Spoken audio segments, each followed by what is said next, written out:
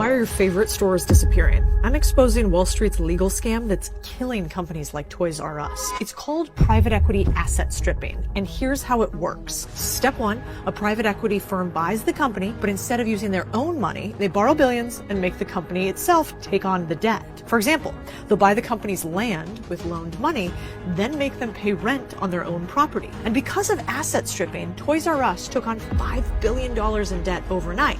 Step two, cut costs. They lay off workers, cut back on inventory, and stop putting money into the business, making it nearly impossible for the store to survive. Despite this, the private equity owners pay themselves massive amounts. In the case of Toys R Us, it was $470 million.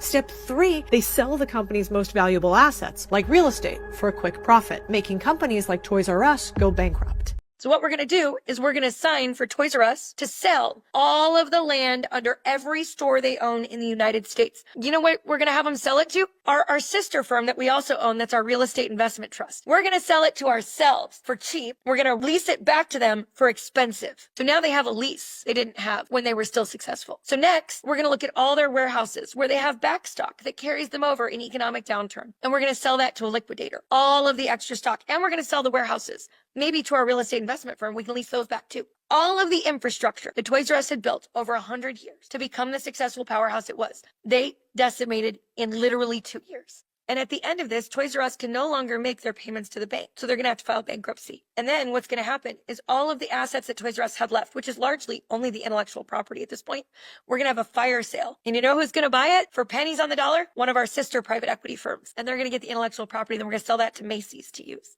And then we're going to go buy Macy's and we're going to start over again. How, if McDonald's is serving an all beef patty, how can 30% of it be soy? All beef patty, special sauce, lettuce. Damn, cheese, that's like a riddle. How do they? So easy. Well, then what do they? Blow your mind. How do they do it? What's the rationale? How do they do that? They own a company called All Beef. Oh, who makes the patties.